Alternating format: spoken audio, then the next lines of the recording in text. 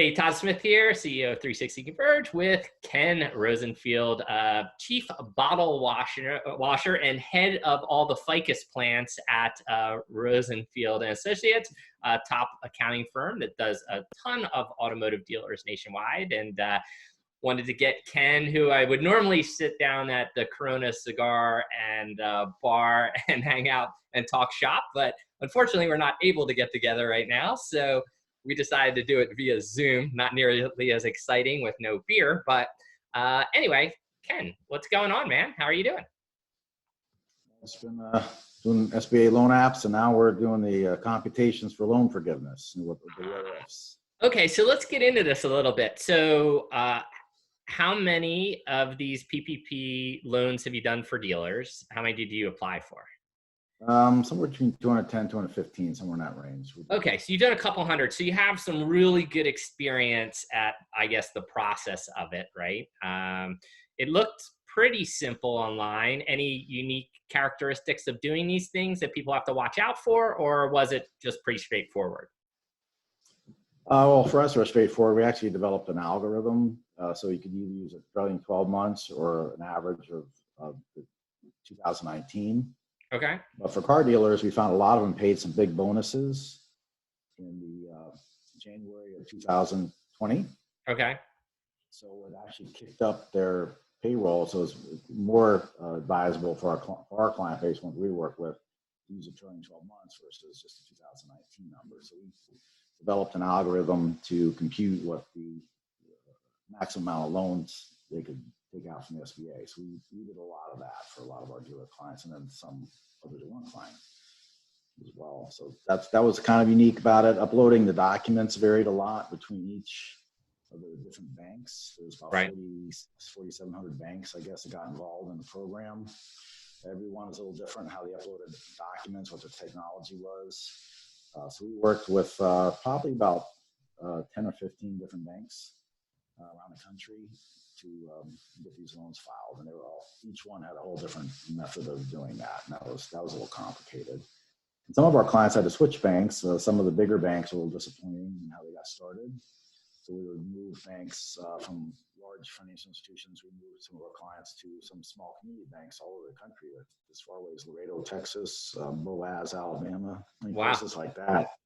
It was amazing to watch the banks in those small communities turn around the loans documents really fast and get them done and submitted. And we had a few clients with 2 or 3 day process, and they were funded. Yeah, I could see like the small banks being better at this than the large Chases, Wells. I've already heard class action suits against Wells and some other for priority funding to their, super class clients, and then everyone else got chucked. So that's kind of interesting. So you processed a lot of loans. You said what, about half or so got funded? Correct. Yeah. So I hopefully in the this week, end of this week, maybe they'll open up another floodgate for some more funding for some of these guys. So. Well, actually, we're still getting funded now. Really? So is that, you think, some of the money that's coming back from the shaming that has been done for the Ruth Chris and all them? Well, was there holdback? I think, well, some of it's the banks getting the processing done. So, I mean, they got their SBA numbers maybe last week. Right. So the funds have been funded by the SBA, but the actual funding, the banks haven't been able to get their loan documents turned around fast because it's just the enormity of it. So that's been something they've had to deal with. Like, I know Truist Bank, for example, is funding some today, during the week, where they had SBA numbers last week, but just they had hundreds of thousands of loan apps. Right. They've already been committed, and they're just trying to get that through now. Wow. Okay. That's interesting. So dealers right now, obviously, big thing has been, the PPP, that money. What else is on everybody's mind, the guys you're talking to?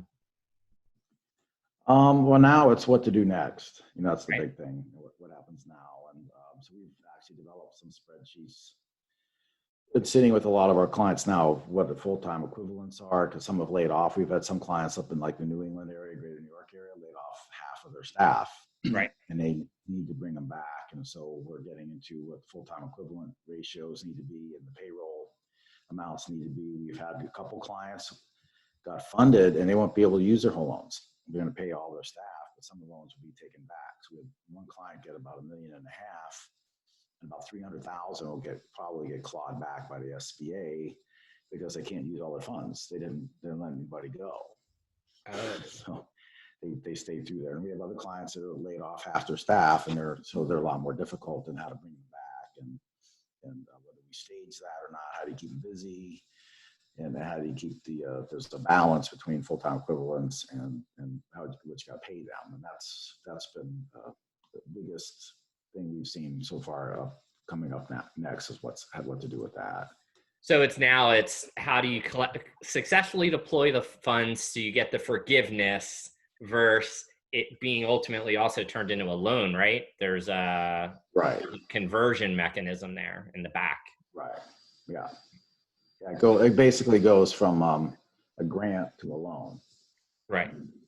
Then a lot of them are interested how they account for that on their books. How does that show up on their books? When the loan gets forgiven and all those kind of things. It's not taxable. I mean, the government specifically said it's not taxable income, but how do they report that, and those kind of things are a lot of questions.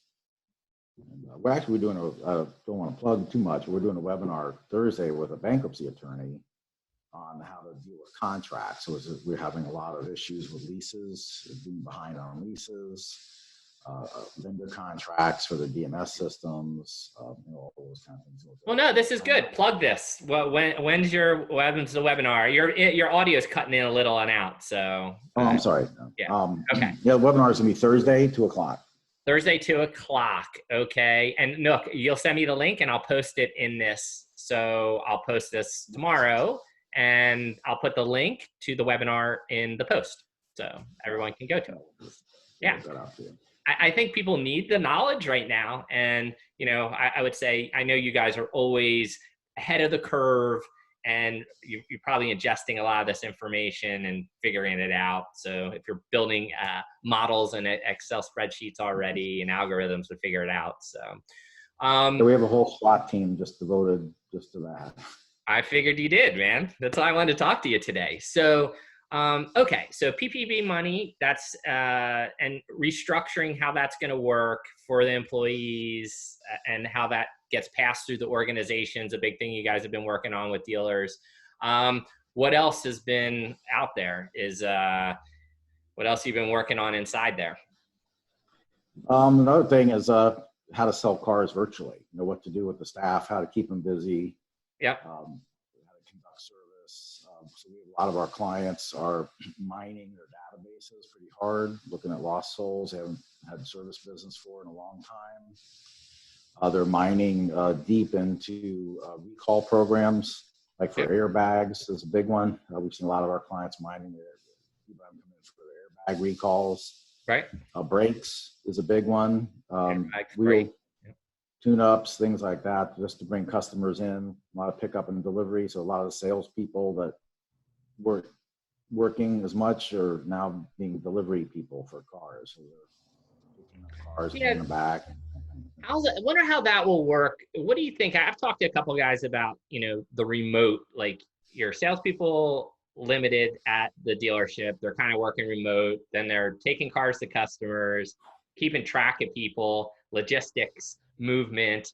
I think that probably will change insurance requirements for some of these guys, of how they'll just deal with, having the liability of people on the road when they currently don't, to be able to just move stuff, track people and measure and manage them. So. Well, that's definitely an issue. Some of our clients have been set up for remote service, so they actually are going on site. Okay. Kind of nervous about doing oil jobs and chemical jobs because they don't want to spill chemicals all over somebody's really nice pavement driveway or something like that. But seeing a lot of basic engine service and things like that, and they'll put pads underneath cars and doing some engine work. So some of our clients are already set up to do remote service. Okay. They are doing that, and some of them are picking up big trucks. They might service some of these giant trucks and those kind of things on the highway. So they'll do remote service for that if they were set up for it. So they're finding ways to keep the service busy. Right. From our client base, we have seen that the service business is picking up a little bit. Okay. They were slammed maybe down 80%. Maybe now they're down about 40 or 50%. So it's starting to pick up a little bit for Yep. them in service. And some of like our big fleet operators are trying to do service on the fleet cars, especially in Central Florida. We have a lot of fleet cars. Yeah. I don't know if you drove around the Orlando airport recently, but it's like a ocean of vehicles that came off of the rental car fleets Yeah. that aren't out there right now. There must be a couple 100,000 cars sitting around the Orlando airport now. Just sitting. It doesn't surprise me because I was talking with Steve Greenfield last week, and he drove from Hertz from California to Atlanta and dropped it at the airport, and they've been charging him like $100, $150 a day because he just left the car there because there was no one there to take it in, and they just keep hitting his credit card, and he keeps calling, and they're like, sorry, we just don't have anyone there to check the car in to stop it in our system. And I was like, that's insane. And they said, no, it's just what we have. I haven't been by the airport. I've kind of been stuck in my little bat cave here downtown. So yeah, they need to create an app for rental cars where you just check my car in with a thumb or something like that, and then boom. Yeah, I think we'll see new technology come out of this. The necessity for stuff, right? So Absolutely. That's really interesting, though. When what do you think is going to happen? I mean, obviously, you monitor dealers, used cars. I think there's something that's going to hit with used cars, and it doesn't look good. I mean, a lot of these guys had tons of inventory, or most guys have inventory, right? And the values already seem to be dropping this month, and we're only kind of halfway through what was really going to happen. I think it was Todd Caputo, a dealer, a couple weeks ago, and he said, look, he goes, there's no marketplace, so there's no price, and there's no way to set prices. So that creates this whole dichotomy. And as you said, like rental car fleets, lease turn-ins, wonder how that is going to impact the biz. Well, I think it's have a dramatic impact. It's going to be huge with used cars. And I don't know, Jim Ziegler? He's a good friend of mine. Him on the phone. Actually, we're going to do a webinar with him next week. Oh, cool. On what the world's going to look like from a sales perspective next week. That's our next webinar with Jim. But we are actually touching on used cars yesterday on what's going to happen with that. The inventory is going to be mammoth. I mean, just mammoth with no value for a while. And that's how do you retail out of that? It's going to be very interesting to see how creative people get.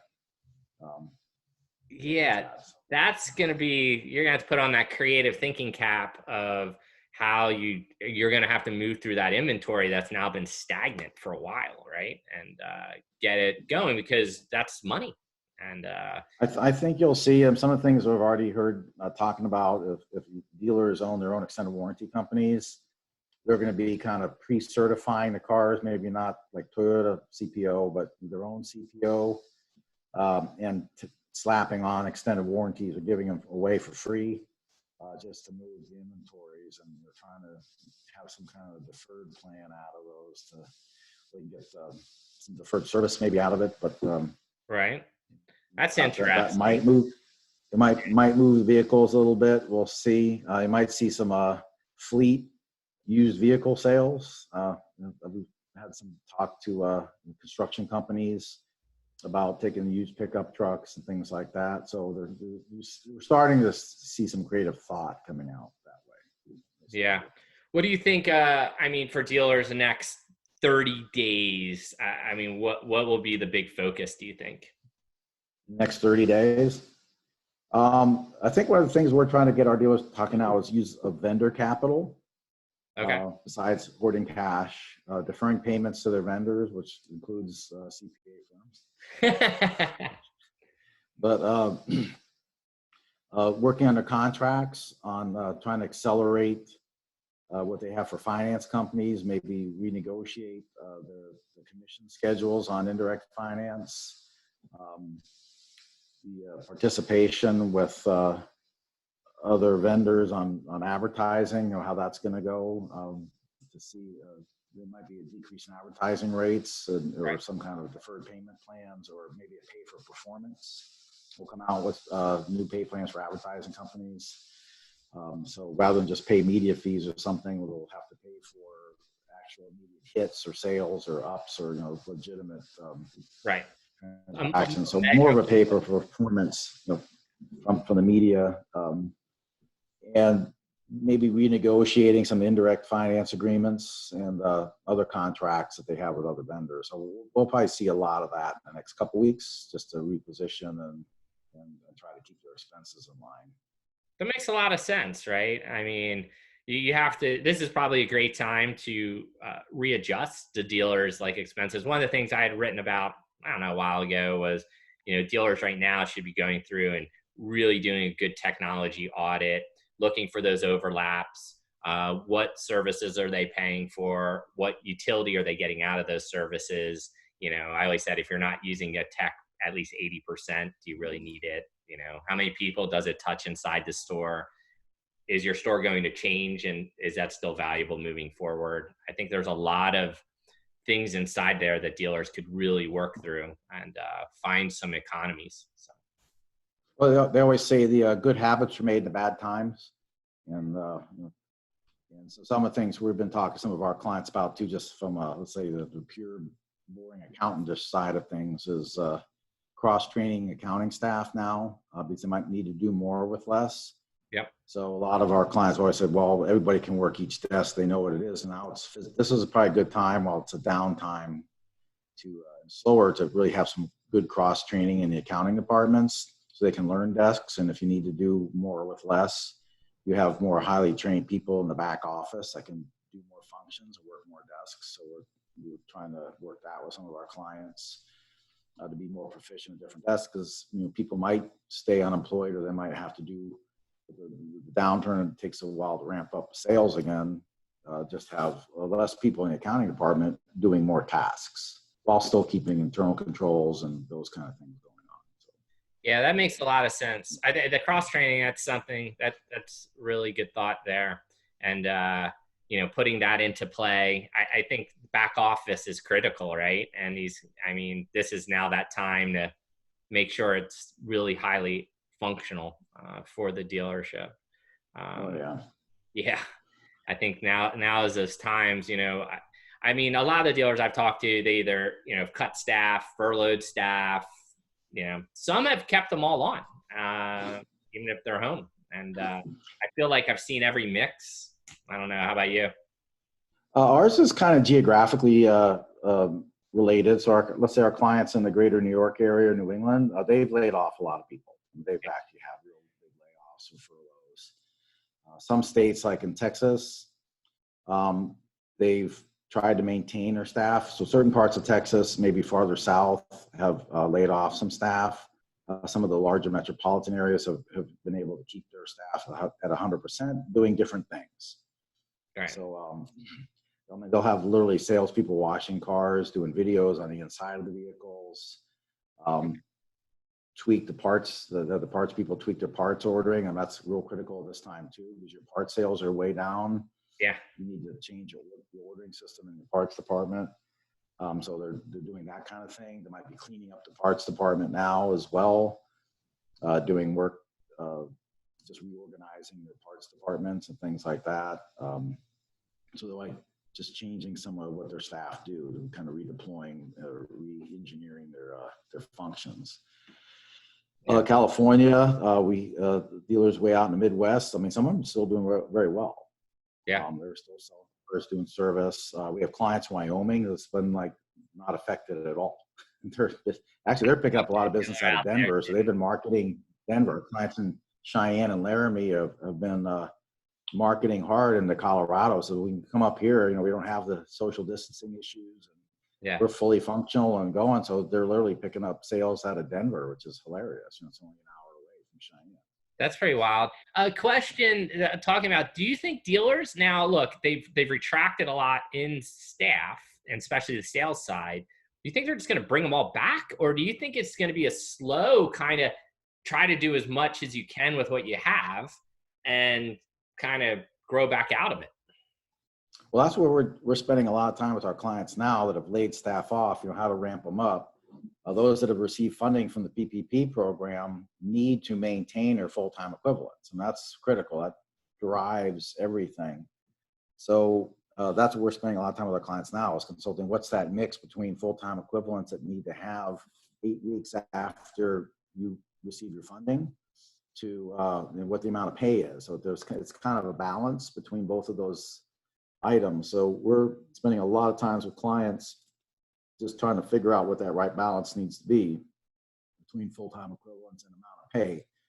So we're finding everything across the board where they're bringing people back. Some are bringing less people back, but paying them a lot more to meet the requirements. And some people are bringing more people back, paying them less. And like in some areas, let's say for New York, for example, where their unemployment, they could be making more money in unemployment than they were prior to going unemployed. Right. So that's novel. So we're now playing with that a little bit, or coming up with new ways to maybe instill bonus systems to bring people back, or sign-on bonuses. We're seeing some of that.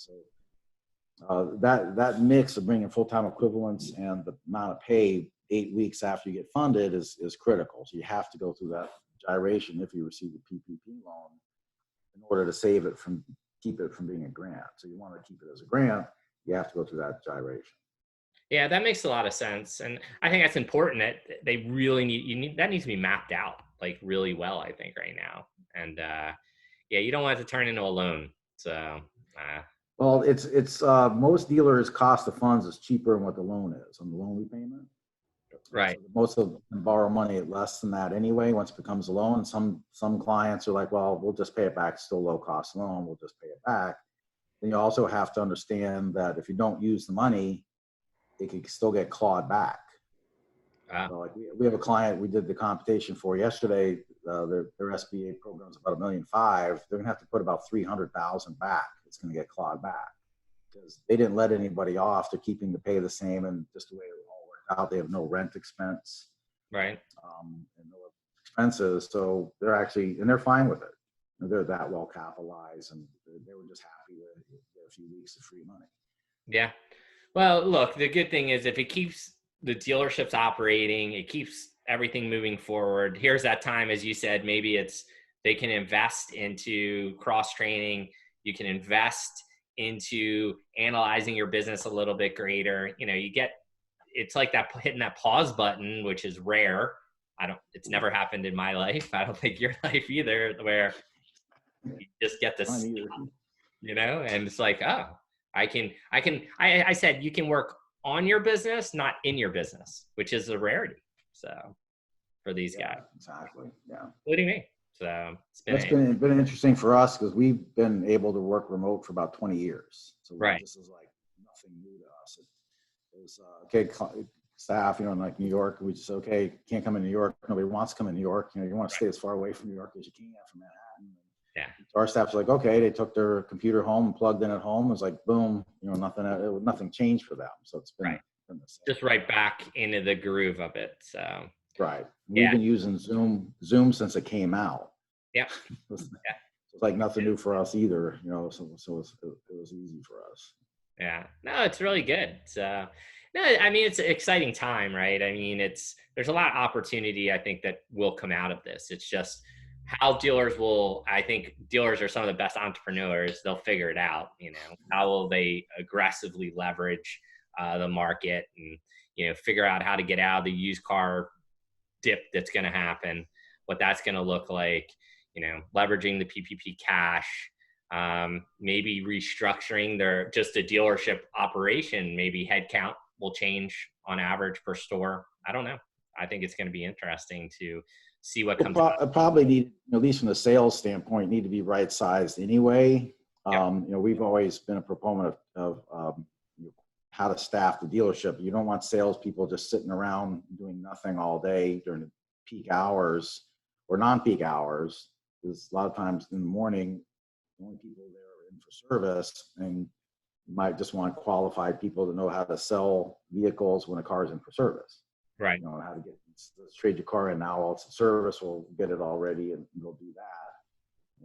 And so you might just want 2 or 3 salesmen that are really good at converting service vehicles into sales.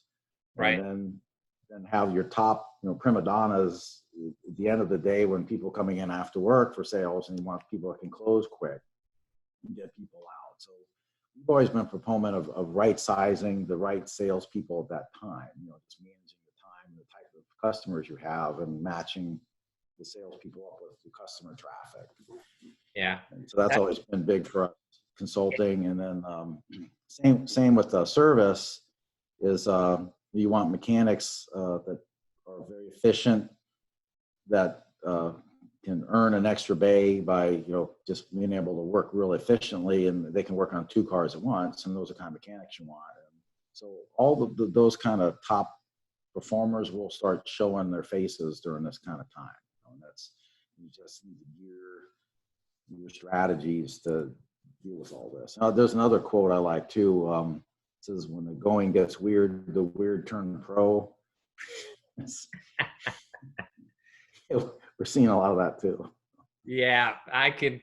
Yeah. Okay. That's definitely going to be happening in our business. Oh yeah, exactly.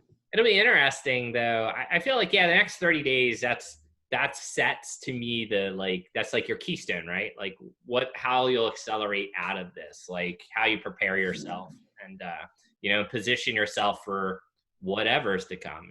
I think now's that good time to really kind of lock in your strategy, your planning, take the time, how you're going to deploy what capital you do have, and how you're going to leverage and maximize your staff.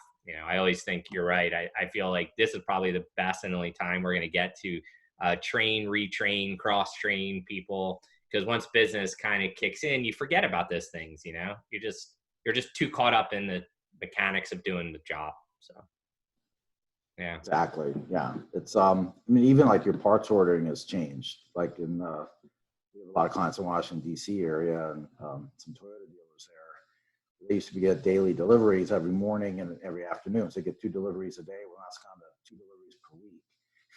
Wow. For their parts. So that's really changed, how they have to stack their customers coming in, and if they need parts, what they're going to need. They did a push for brake recalls.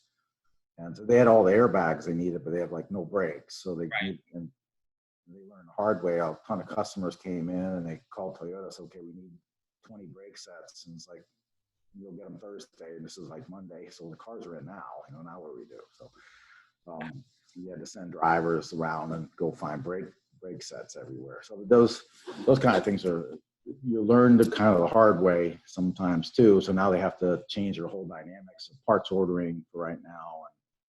And all that. And so they're taking a good stock of what they do have, and then what they can sell from what the parts they have in stock, and then what they think they can get, and try to maneuver.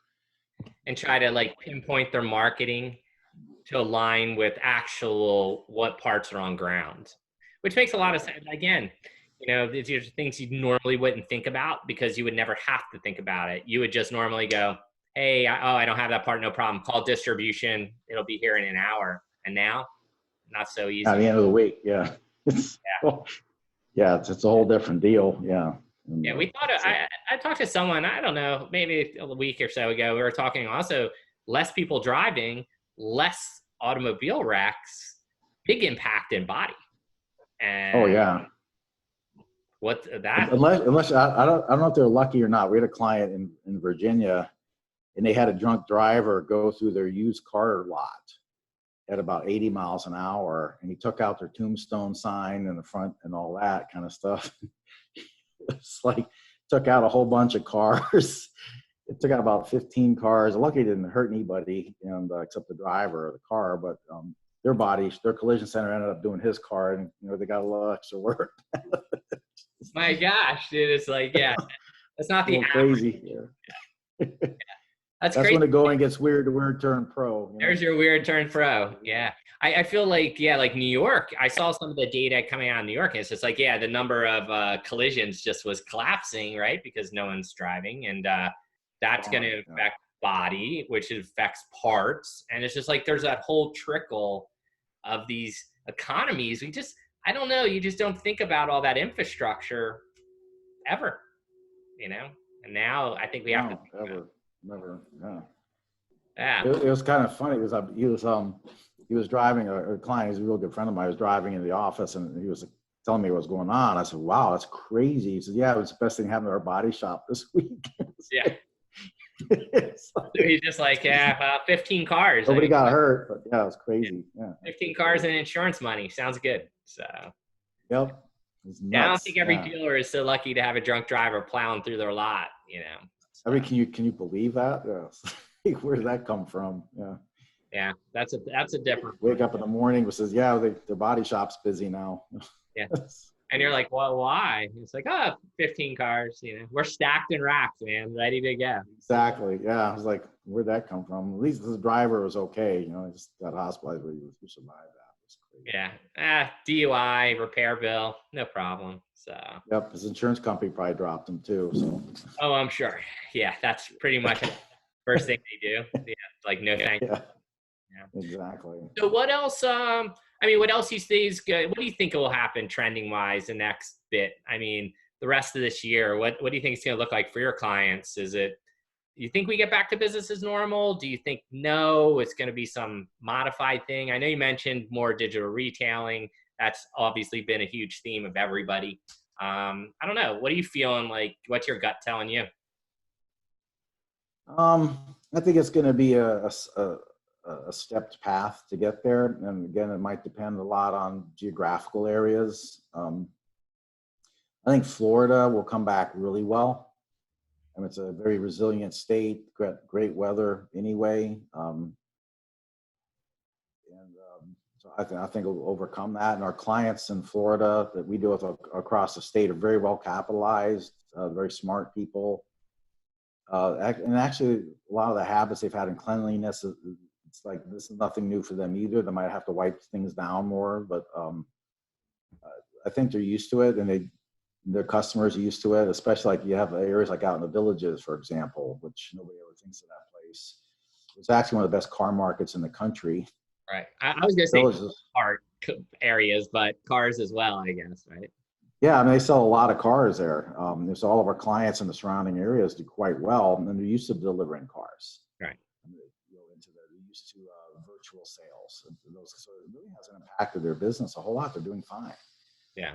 And their service, they've always picked up cars and delivered cars and that kind of thing. So like they're doing fine out there, and so it's kind of business as usual anyway. Right. In Miami, it's been a whole different kind of ball game. And they'll have to adjust differently. Then like Southwest Florida, they really haven't been that impacted that much either. They're doing fine. They're a little bit older population, customer base, but I think they'll get through it just fine. Then you get places like out in Wyoming and Colorado. I think they'll bounce back real well. It's going to be like the major metro areas like Philly, New York. They're still got to figure out what they're going to do, and they're going to open later anyway. Right. I don't see New York opening up any time in the next 60 days either. They're trying to figure out a way, but so that's going to probably be a little bit more problematic, and you might see some dealers crash, if they're not well capitalized, and those they have to be ready for that, or severe vendor negotiations and things like that. That they're going to have to get a little bit tougher with their vendors and banks and things like that. You see some buy sells coming up? I see a lot of buy sells coming up. I remember in 2008, Yeah. when we went through that, I'm old enough to remember all that pretty well. I mean, that was actually a really great year for us, especially in merger and acquisition activity. I think a lot of dealers are going to get fatigued from this. Yeah. Even if they're well capitalized, I think they're just going to be fatigued and say, okay, we want somebody else to get in there and they can go through these cycles again. So actually, we're starting to hear some of that now. We're doing a bunch of evaluations on dealerships for estate planning purposes or buy sells now. So we had a couple buy sells going on, and this really impacted those. And actually, we have a Ford dealership out in the Midwest that's closing this week. So we never know. Yeah, you saw that like Park Place, that deal with Asbury all blew up. That $1 billion deal, and I don't know if it was all in part of because of this stuff, what was going on, and them saying, well, we better preserve cash. But that's interesting. I definitely see that, look, the opportunist dealers are going to take advantage of this and grab the dealers, the good areas, the points of guys who are edgy, I think. And I think Yeah, we're going to I see do too. the next flow in the used cars. That's where I think it's going to hit. That's going to hit the statements really hard, so. Yeah, I think the used cars is going to be a juggernaut in a lot of ways. It's going to be very interesting to see what happens with that. That's it's going to take a lot of creative minds, to work yourself out of those. So you might see some fleet tail used cars. I don't know if the auctions are going to be able to deal with all this as well. I just don't think they have the bandwidth for that. So we'll see some creative ways to get rid of used cars. I mean, one might be giving a lot away, kind of like a new type of certification program that's not the same as CPO, but close, giving away extended warranties and trying to sell them more like a new car with cleaning them up better or offering a lot more free service or something like that just to unload those. So we're starting to see that now. Yeah, we'll see. I think we're gonna see a lot more of that, and then the creativity around just used car retailing is gonna have to take a whole nother level of step up to get through this.